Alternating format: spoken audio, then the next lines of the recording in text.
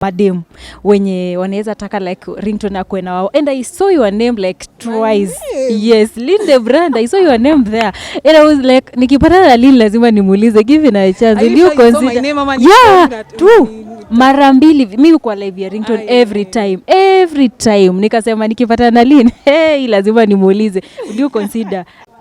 Yes, what's popping beautiful people, it's your girl today, and guys today I have my friend naringa tu nikiwa na yeye. Lynn, yes. Mambo vipi sweetheart? Poa sana. Kwanza hapa kwa look mama. Hey, look ni ile umeua bana. Lazima brand iwakilishwe vile inafaa. Yes, Lynn the brand. Na tuko hapa hivi kwa album launch ya David Wanda, Mwanzo album launch. Tell us more about it. Mwanzo album launch actually ni the first album ya David Wanda, jawaitoa album, and as an artist who has been working so hard.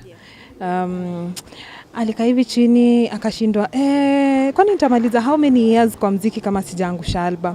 2022 aishi kama sijafanya kitu, and that's how Mwanzo album launch ilikuwa birthed sasa from there. Are you the event organizer? I will say yes. Yes, I am. I've been in charge of, I am so humbled to be given your task by David Wanda. So I mean, nimekuwa in charge of everything, making sure everything goes well, planning everything that people will see here today.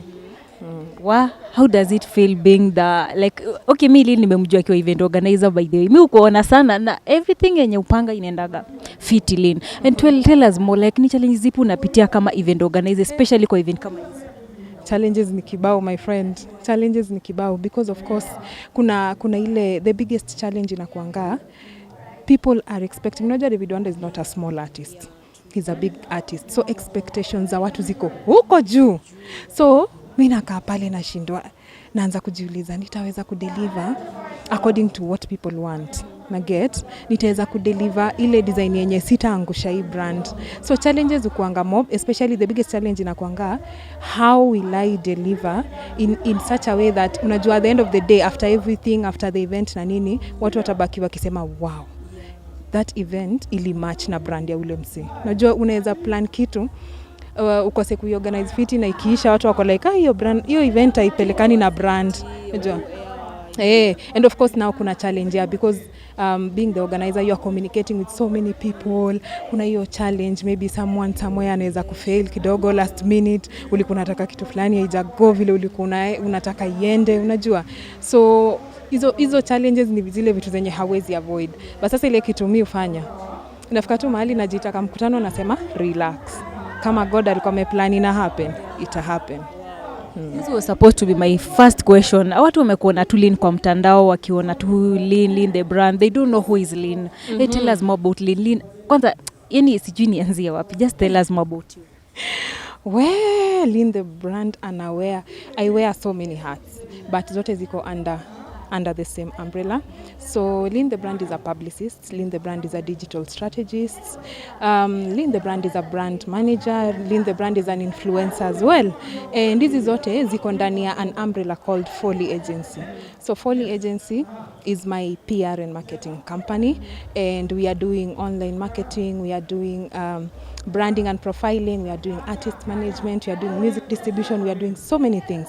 So hizi vitu zote zenye Lynn the brand ufanya ziko tu ndani ya kampuni. You being one person kwa hizi vitu zote, how do you manage kuhandle hizi vitu zote? Well, nilianza nikiwa one person, but siko one person. Kampuni ina grow. So as the company grows, at least unaenda ukileta other people on board. Unajua you cannot be the alpha and omega of everything. Unajua so at some point lazima unaleta watu on board, but when I was starting nilianza nikiwa peke yangu, and for sure it was hectic because now you have to run there, you have to run ile place nyingine, umepata 2 interviews at the same time, unashindwa utaenda gani uache gani. But mimi ni kale kademka kujipanga. By the way nimejipanga sana, so before I go to bed najua okay, kesho niko na vitu kadhaa nafaa kufanya, maybe I have 2 or 3 artists, nitawapanga hivi. So at the end of the day ile kitu nisaidia sana to manage everything ni the fact that nakuanga very conscious hapa, and then sasa mi uset tu nakuanga by the way na ka group kangu ka WhatsApp kenye kako tu na mimi myself and I hapo, unapanganga tu vitu twangu tu hapo, So nikiamka asubuhi najua nafaa kufanya hii, nafaa kufanya hii. At the end of the day unapata kila mtu ako sorted. If I have maybe 3 clients at the same time, hakuna mwenye ana feel ako left out, mwingine amepewa too much time. Ni kujipanga tu. Most of the time nakuonaga kwa events za gospel sana sana. Does it mean wewe uko based kwa hiyo side peke yake ama you also do secular na mimi sijui? Uko na tu kwa gospel sana sana. Well, when I was starting, I don't know, for some reason nilijipata side ya gospel sana. Nilijipata the people that God was bringing my way ilikuwa watu wa gospel. So nilijipata by default tu. Nikianza si hata nilikuwa nimejifungia nikasema mimi ni wa gospel. Ni ile by default nilipata so many clients, so many friends, nini ni wa side ya gospel. But you see, Foley Agency is a company, which is a business. So we are not confiding it kwa ile box here. We are only handling gospel artists. Naget. If we are to do anything with any secular artist, pia lazima ikuwe ni kitu like mi uchagua sana. So if it's something that will tamper with my brand, then I'd rather not do it. And even if it's a secular artist, na maybe like unajua kuna wale secular artist wenye wanafanya tu good music, hakuna mambo mingi, no drama, no hizo nudity nini, then hapo we can talk. But if it's something yenye hata mimi mwenyewe na feel kidogo naweza guza hivi kai inachachisha, then I'd rather not do it. So ni vile nilijipata side ya gospel sana, then referrals mob ni za side ya gospel. But once in a while, I do secular things as well. Okay, this is the last question. Nilikuwa napitia live ya Ringtone Apoko and alikuwa amesema watu wataje madem wenye wanaweza taka like Ringtone akwe na wao. And I saw your name like twice. Yes, LYNN, I saw your name there. And I was like, nikipata na LYNN lazima nimuulize, give it a chance. Will you consider?